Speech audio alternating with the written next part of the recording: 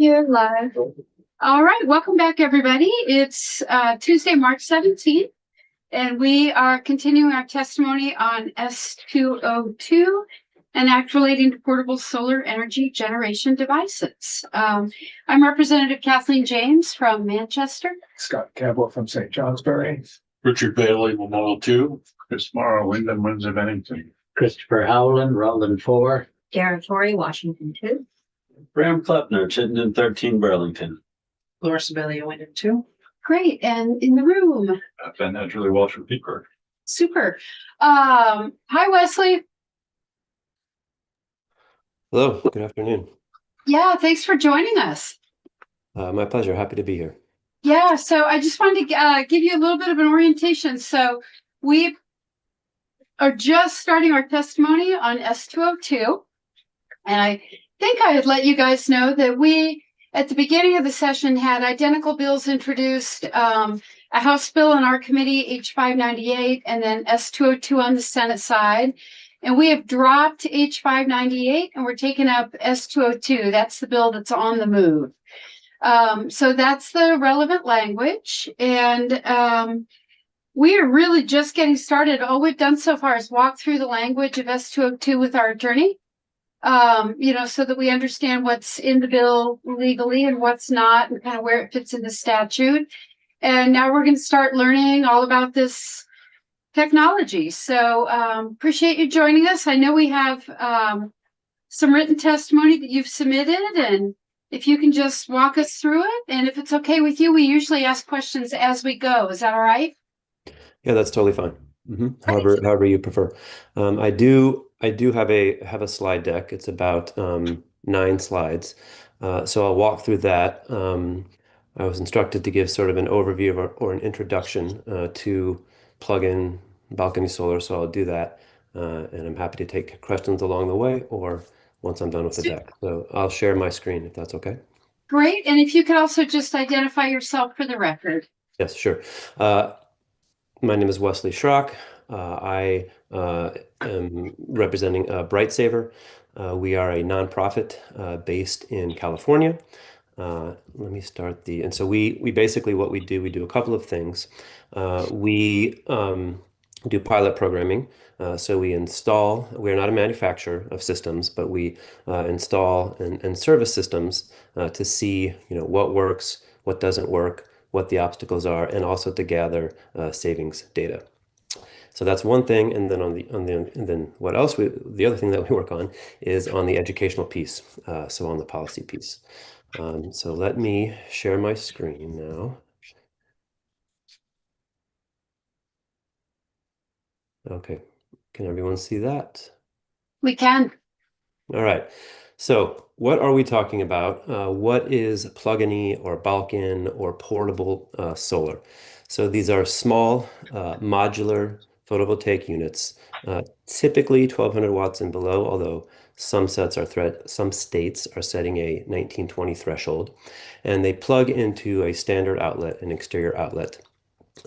Right now, these systems, 800-watt systems, cost as low without a battery, cost as low as, well, actually, even with the battery, cost as low as $500 or $600 in Europe.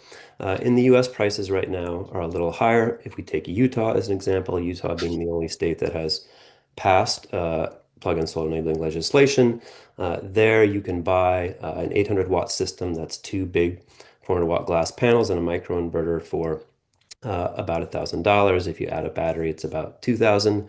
And as the picture on the right there shows, you can place them sort of anywhere you have a flat surface. So you can place them on the ground, in your backyard. You can place them on a patio, flat roof of a garage, hang them over a balcony.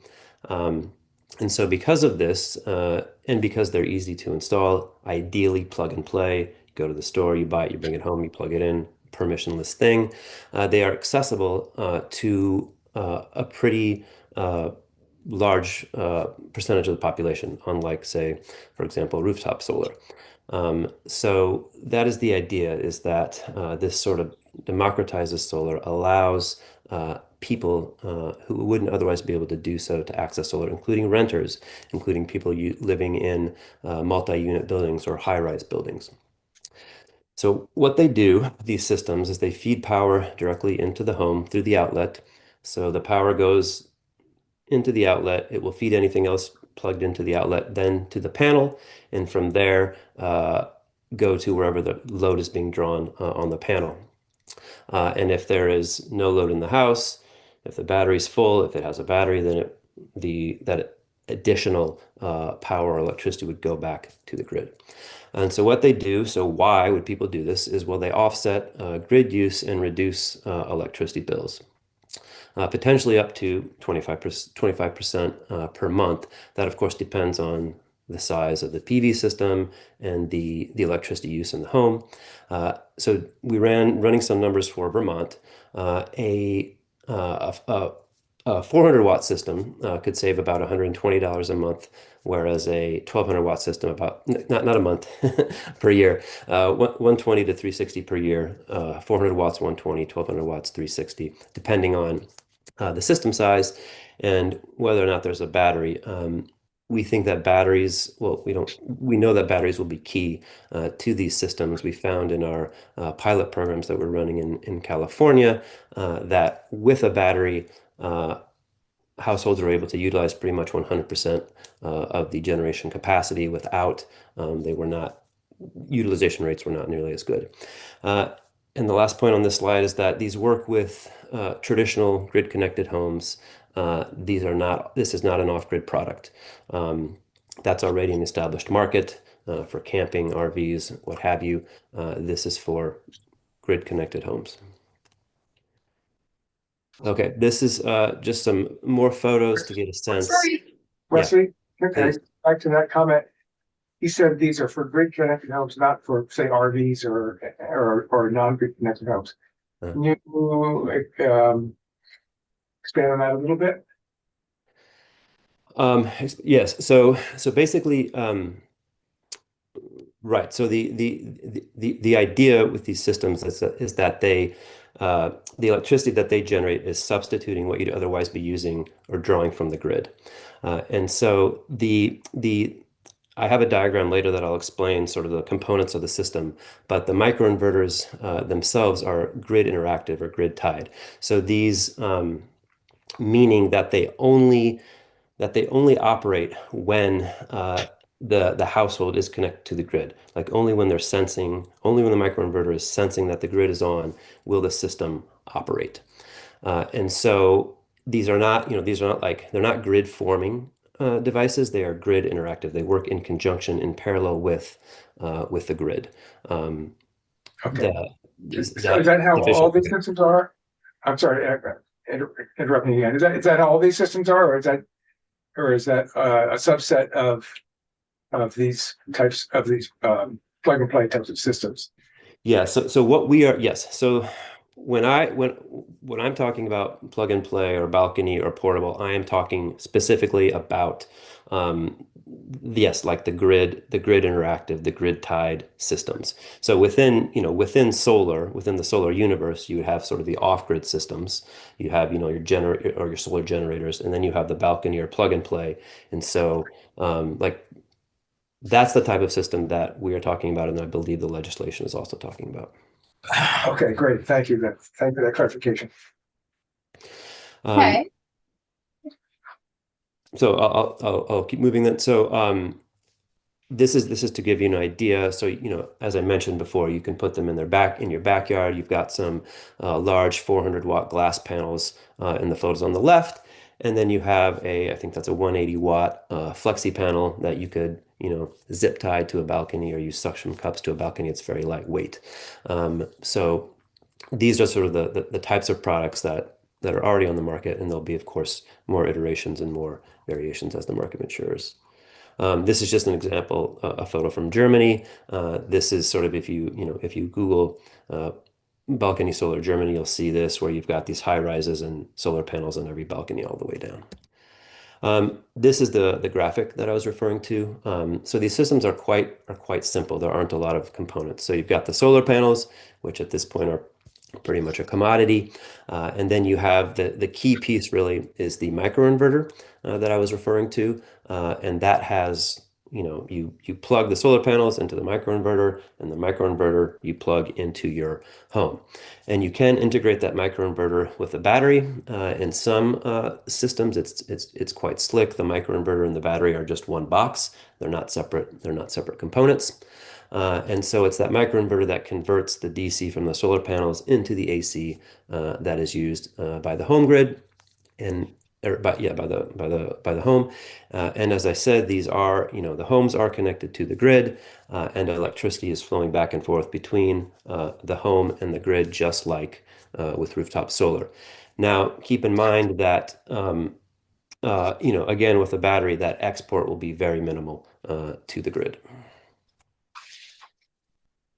Okay, this is sort of some data on what has happened in Germany and what we are hoping to recreate in the US. So on the left-hand side, you can see the cost of the systems.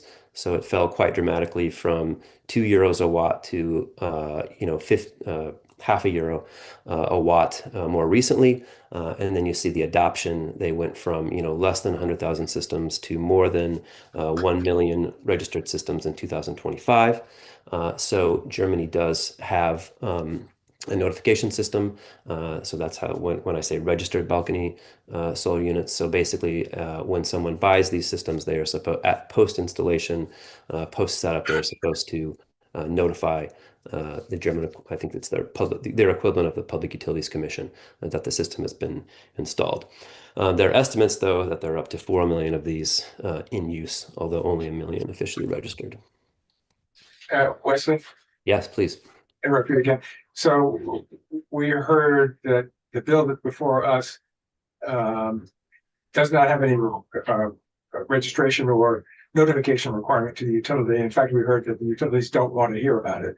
They view it as an appliance, and they don't want to have to track that. So I guess if you could, what can you say about why in Germany they've decided that they do want to know about it? Do you know anything about that? Yeah, so let me speak to, rather than Germany, let's talk about Virginia, for example. Virginia, their bill has passed both chambers. It's going to the governor here in April. By all accounts, she is very likely to sign it. And Virginia does require a utility notification system, and so the bill actually specifies what is to be, in that notification, the fields that are to be there, and whether it's there's supposed to be a digital version, an online version, and a physical copy. And so, why did the utilities want to manage that system, even though, yes, there is a cost, like somebody has to do it, right? So there is a cost of running and maintaining the system, but they wanted to do so for a number of reasons. One is just for planning, to understand how many are out there, what it might possibly mean for the grid, infrastructure improvements. Also you could say for line worker safety. So just understanding, okay, which households have these, which don't, and then also for meters. I know that the Vermont bill currently requires the customer to have a smart meter in order to use or to buy a plug-in solar bill. And so basically with a registration system, then the utility can check, okay, what kind of meter does this person have or does this household have? Do we need to go in and swap it out? Because if it's an old analog meter that only runs one direction, then it might be problematic. So those are sort of the main reasons why utilities, not just in Virginia, but in other states, are requesting. And I'll say one final thing is also so that if they sort of, some utilities are monitoring, and if they see any sort of export to the grid, that gets flagged in their system. And so if they know, okay, this household has a plug-in PV, they can export up to 1,200 watts. That's great. We don't need to send a truck out there to find out what's going on. So those are some of the reasons why utilities want them. But in Vermont, yeah, if the utilities made the decision that the cost of running the system is not worth the benefits that I just explained. Well, do these other utilities in Virginia and Germany, using our examples, still have a fair number of analog meters out in the field being, So my understanding is that like that I cannot speak to the situation of meters in Germany, but I like in the U.S. in talking to like I my understanding is that like in talking to states like Delaware, Massachusetts, that in the specifically in the Northeast there are a lot of old analog meters out there. That's not so much the case in California. We have like time of use billing out here. We all have smart meters. So I think it varies dramatically state to state. And so, yeah, one thing to consider is if you've got a lot of analog meters in Vermont, and the expectation is that, not everyone is going to pair a plug-in solar system with a battery. What does that mean for meter functionality and billing if there's some export back to the grid? well, I think there's a pretty good penetration of advanced metering in Vermont. Just some of the municipal utilities are the last ones that have some analog meters, as I understand it. Mhm. Okay, just, yeah. There's more to learn about this. Thank you. Yeah, sure. So, okay, so what were we talking about? Yeah, so basically, let's talk about what the Utah bill. So the Utah was the first. It was a Republican by the name of Raymond Ward that introduced HB 340 last year. It was passed unanimously, signed into law, and that bill, and then all the others that are being introduced this year, 2026 in the U.S., do a couple of fundamental things. They all sort of do a few basic things, and then each one gets a little different. But so they all sort of define what is plug-in solar. So you're creating the category, setting a threshold. 1200 is what most states are using, as I mentioned before. Some are using 1920. So you define plug-in solar, Leslie, and can I then ask you a question about that? yes, yeah, We got a letter from some guy who runs Craftstrom, which I yeah. guess is a company that makes these things. And his recommendation was that we align the system capacity to existing national electric codes, which would be 1800 watts for a 15 amp circuit and 2400 watts for a 20 amp circuit. You said the 1200 watt limitation was based on old German grid standards and isn't aligning with American NEC standards. Do you have any comment on that? So yeah, let me explain. So Germany uses 800 watts. That's basically what Germany has determined. So their systems are all 800 watts and below is all plug and play. Like you just go to IKEA, you bring it home, you plug it into any outlet. It doesn't matter if it's a dedicated circuit or a branch circuit. On their system, 800 watts is totally safe. Now, so where does the 1200 come from?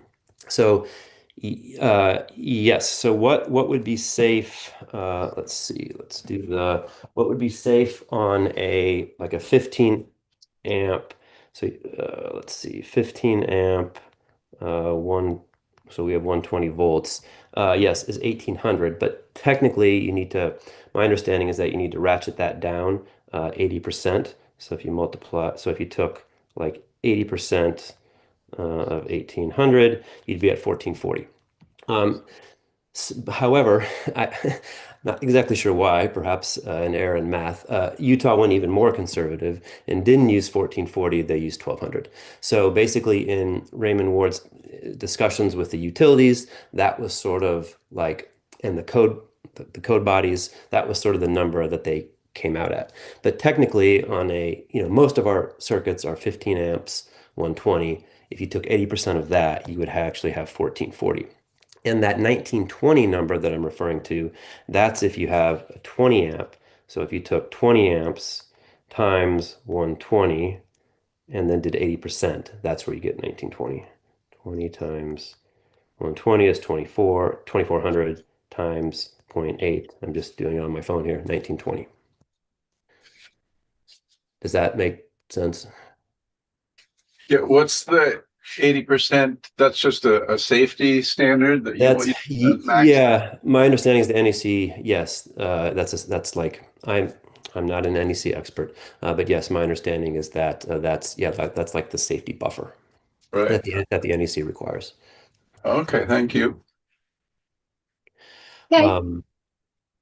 So yeah, so you've got, as I mentioned, some states, yeah, pushing for 1920. So you create the category and then you exempt it. The idea is to exempt these systems from interconnection agreements and net metering. Excuse me.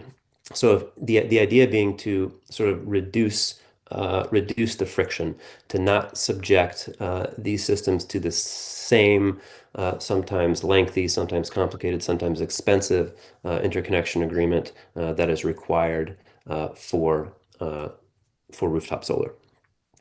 And then all of the bills include some sort of, nod to safety, pointing towards, okay, the systems have to be UL certified or an equivalent NRTL, nationally recognized testing laboratory.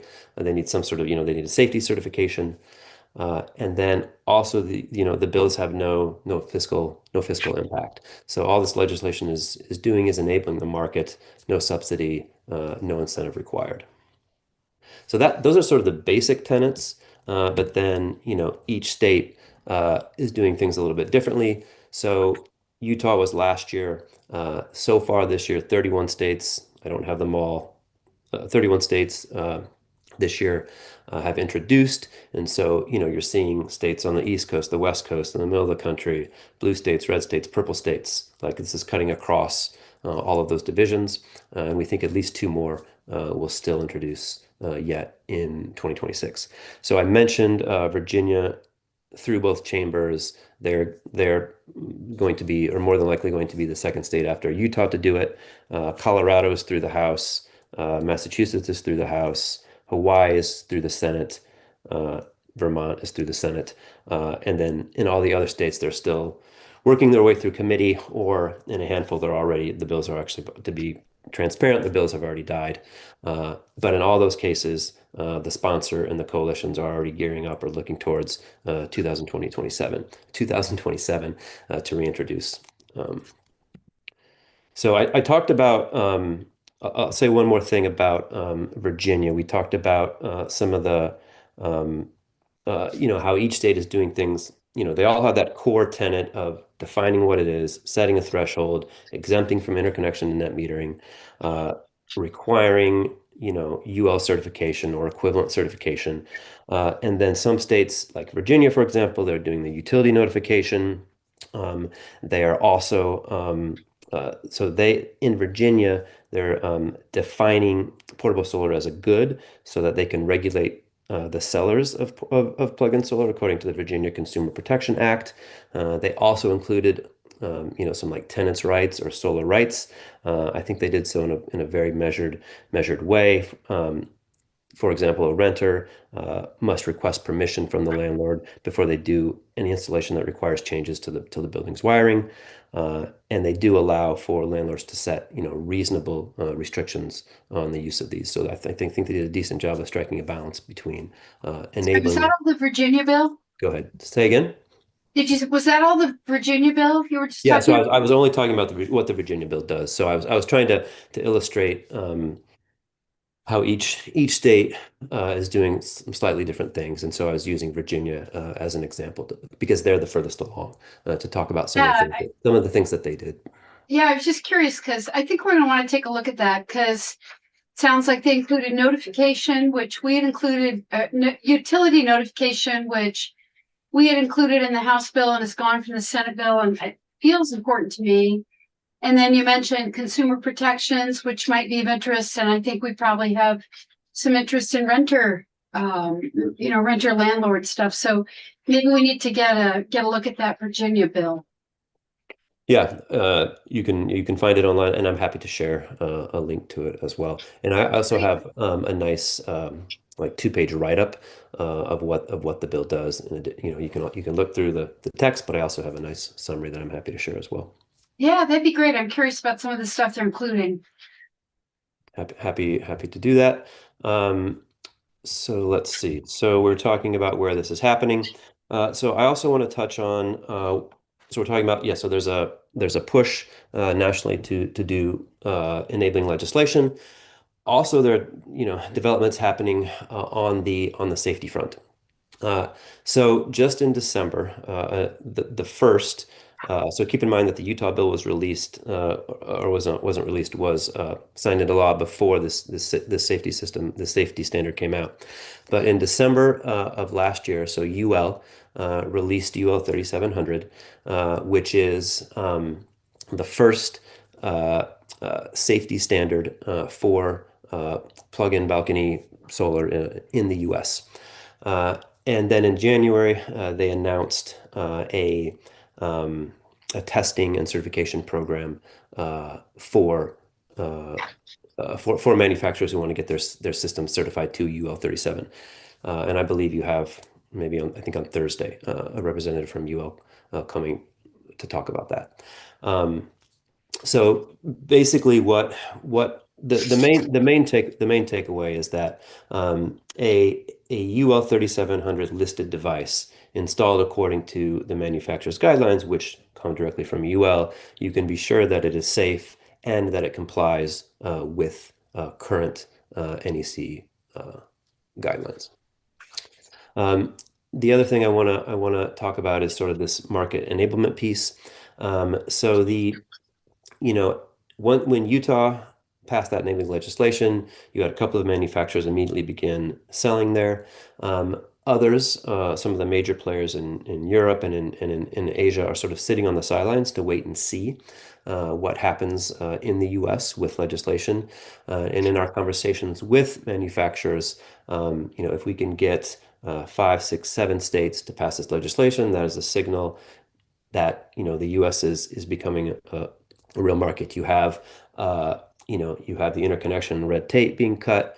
You have UL working diligently on developing a standard, and so that's a signal. Okay, the U.S. is now, excuse me, a legitimate market, and so you'll have other manufacturers expand. You'll have existing manufacturers expand their offerings. Other manufacturers enter the market, and that competition will help drive down prices for consumers.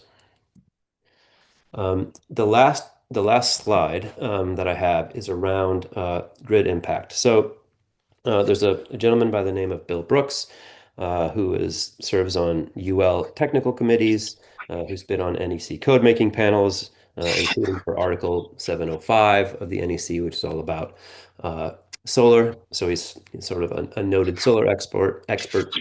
And so we had him, ourselves in Permit Power, commissioned a report to sort of get at, okay, what is going to be the impact on the grid if we have mass adoption of these systems. And so he did some modeling where even if we had 1.2 kilowatt systems, so the biggest systems possible, adopted by 40% of households without batteries, even so he looked at it at a regional level. Even if you had that level of penetration or of adoption, the residential sector would still at no point during the day, at no point during the year, be a net exporter. So the point of that is that the best way to think about what these devices do are sort of energy conservation measures. And so, because again, you're reducing your electricity bill, you're using less grid energy, less grid power. And so from the utilities perspective, really what these are, the households are using less. And so it's basically like an energy conservation measure is the point I want to make there. It would not require significant, if any, investment in utility infrastructure to accommodate these devices, even at a pretty significant scale. Okay, I'm going to stop my share.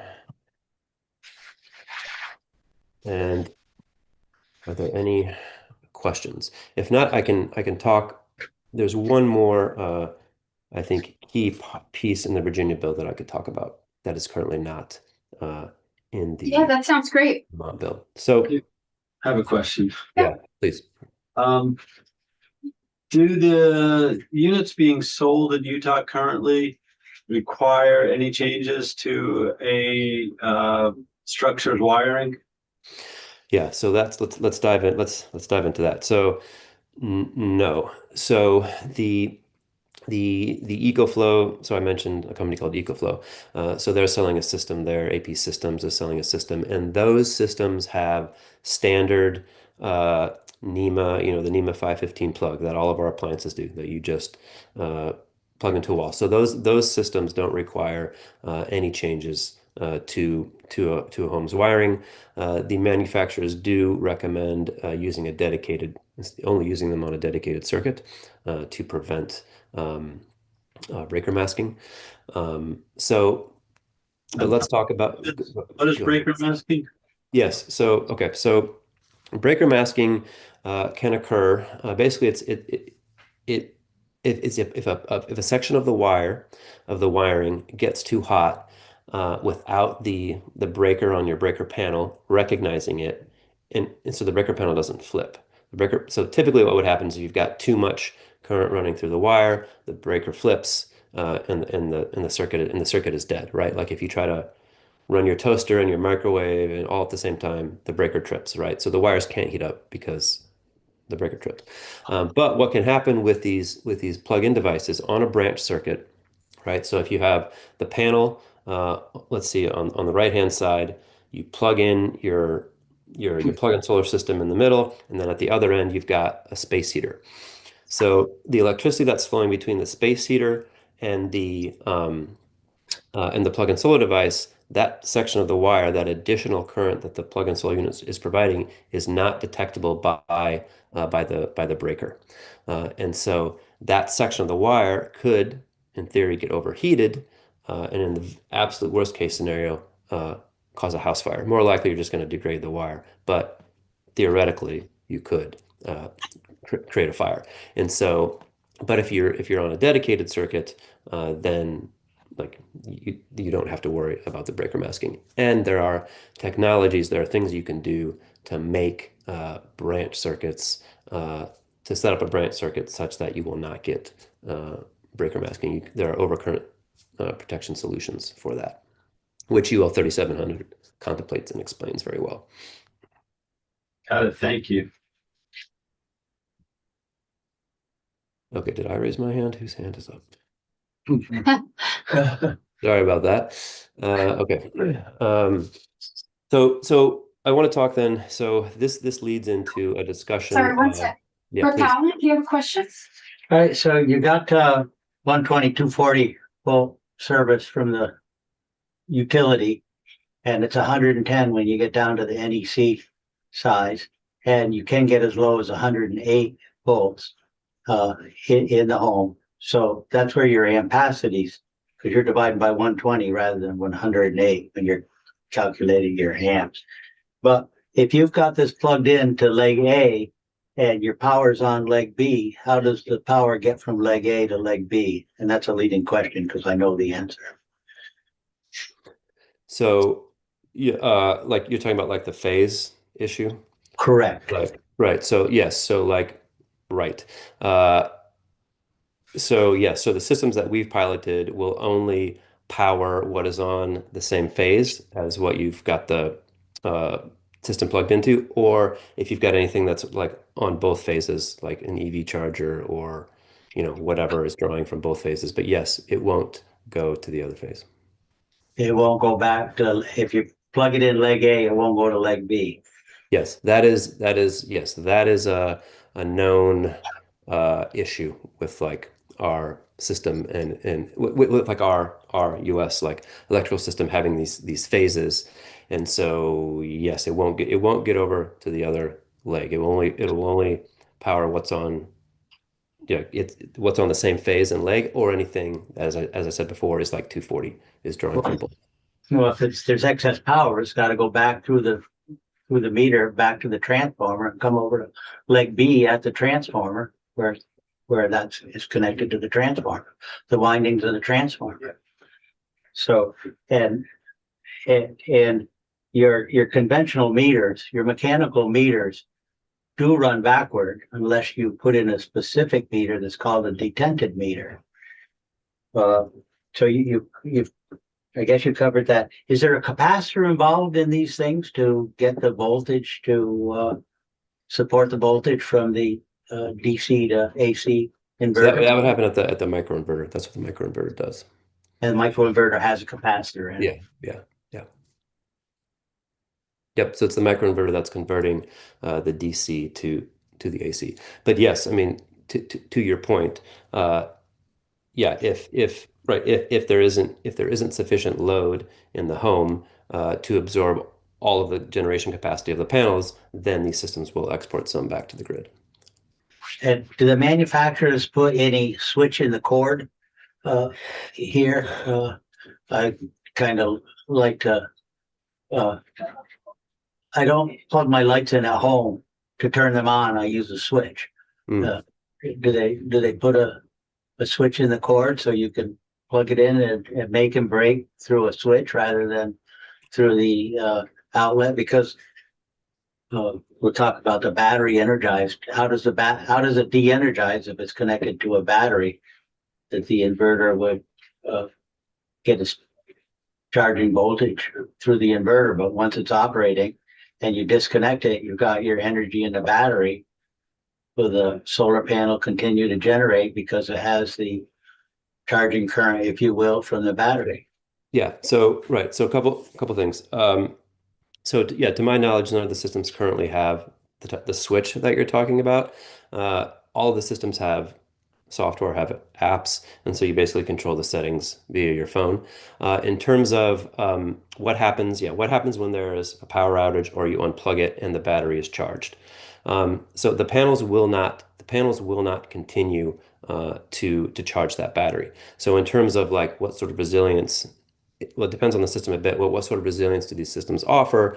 If the battery has an outlet, then the power goes out, you can plug a device, your phone, a medical device, whatever, into the battery and use up all the electricity in the battery.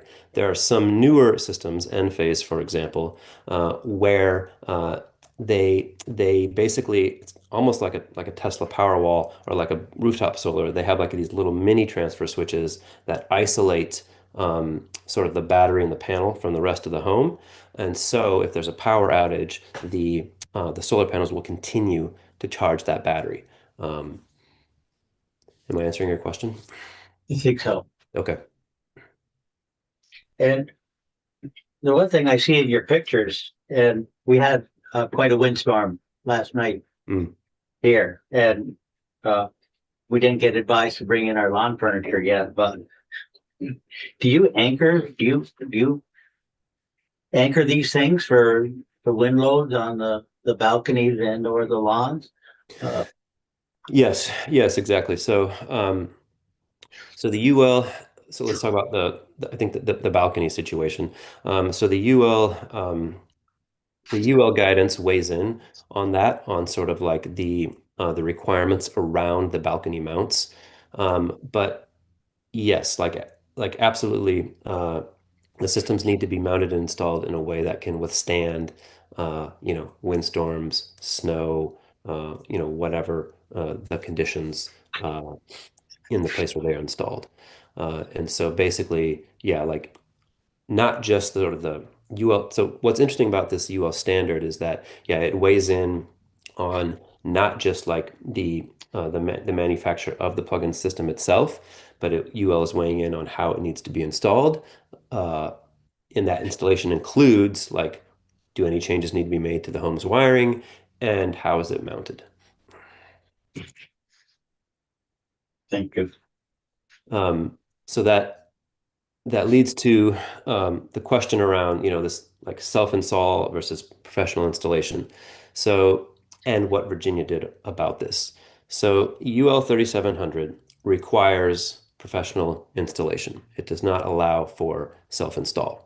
There are a couple of things that UL 3700 does. It requires a professional. It requires a proprietary plug and a proprietary receptacle. Uh, and it requires a bidirectional GFCI. It requires to establish overcurrent protection. It requires either that the system is installed on a dedicated circuit, or as I was talking about before, on a branch circuit. And it requires like one of three different things to be done to that branch circuit, so that you don't get breaker masking. And the idea, if you, as you will, I assume, tell you on Thursday, the idea behind the professional installation and the unique or the proprietary plug and receptacle is that it prevents. So the electrician comes to your home, they get everything set up on the outlet, with the GFCI and the overcurrent protection, and then because it's a proprietary plug, you can't unplug it and then just go plug it in somewhere else, and you can't string a bunch of them together. But the implications of that are, okay, maybe, from a safety perspective, that makes it like very, very, very safe, but it adds quite a bit of friction. It means that I have to like the what would result in mass adoption of these is you go to the store, you bring it home, you plug it in, right? But now I have to order it, and I have to get an electrician. An electrician has to come out to my house. I have to pay he or she to do that, and it adds a lot of friction and cost to the process, or to getting for plug-in solar. So what Virginia did is they basically did a carve out or an exemption. So for systems 391 watts and below, uh, the UL requirements basically, like, any UL requirement that requires changes to the wiring's premise is doesn't apply. And so it basically, the idea is to preserve plug and play self-install for 391 and below. Now, we do expect that the UL 3700 will evolve, right? So this is UL 3700 right now is an outline of investigation. It was published by UL. It will eventually become a standard it'll become a consensus standard after input from stakeholders, manufacturers, whomever else. In our expectation, you can see what UL says on Thursday. Our expectation is that it will be more conducive, or more that they will allow more self-install as the technology improves, as the technology is proven. But this first iteration is quite conservative. I have a question about that, Yeah, and I know yeah. I can ask, we'll ask UL this, but if we peg our legislation to UL 3700, then will our legislation simply stay nimble as UL 3700 gets updated? Or do we have to keep going back and then peg it to UL 700.1, UL Right. 3700.2? Yeah, exactly. So generally, like, once it's been assigned UL 3700, it will stay that, even as it evolves from an outline of investigation to a full standard.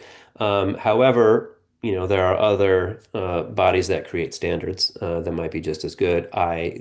What's IEEE? What does that stand for? But so it could be that there is a risk in pegging to a very specific number, and the risk is exactly what you explained. Like, will that limit us, and will that mean we have to go back and change it? So what some states have done is made the language flexible enough so that they're referencing, like, okay, UL 37 is what we have today, but so the system needs to be certified to UL 3700, or a successor standard, or an equivalent standard, or sort of using like to a standard such as UL 3700 or equivalent or successor, making the language such that you don't have to do exactly what you just described.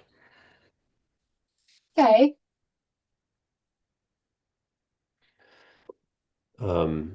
Yeah, so I think that was that pretty much wraps up sort of the differences between the Virginia bill and the current Vermont bill. The main one being this 391 watt exemption to preserve self-install, or to allow for immediate self-install, not waiting on UL to get there. And then, of course, the utility notification and the solar and addressing solar rights, or tenants' rights.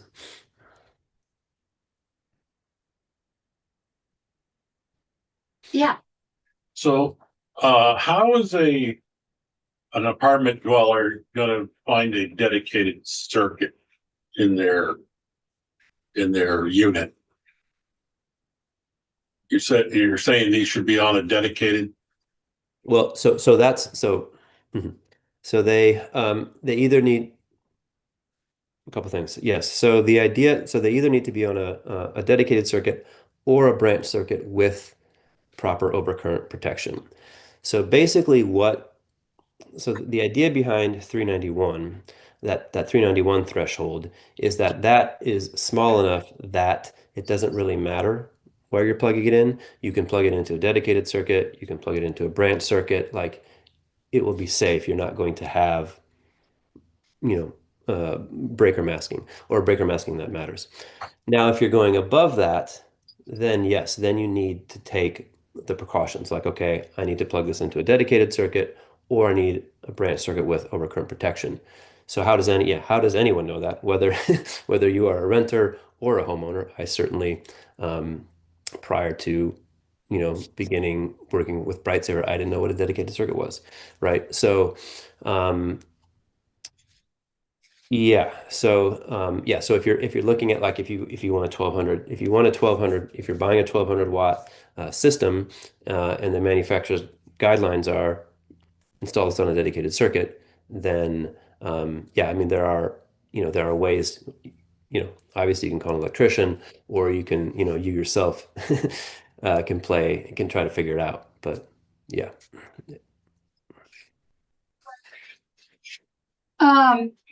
Curious about how widely available the units are in the United States right now. Like who's selling them? Where can I go buy one? Yep. Yeah, so I mentioned a couple of sellers. So EcoFlow will only ship their system to Utah. AP Systems is actually selling a microinverter nationally. And then Craftstorm was mentioned. They're a firm in Texas that will ship nationally. The thing about their systems is their systems are a little different in that they don't backfeed. They're zero export systems. And then, but that zero export, but to do that, it requires going into the breaker panel, installing some sensors, having an electrician install some sensors on the breaker panel.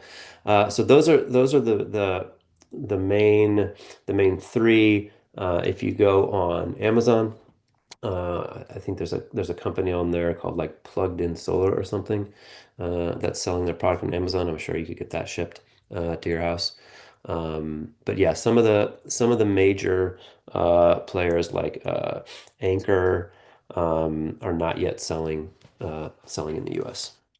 Enphase is not yet. Enphase is doing, they do plenty of rooftop solar products here in the U.S., but they haven't begun selling their balcony products in the U.S. yet.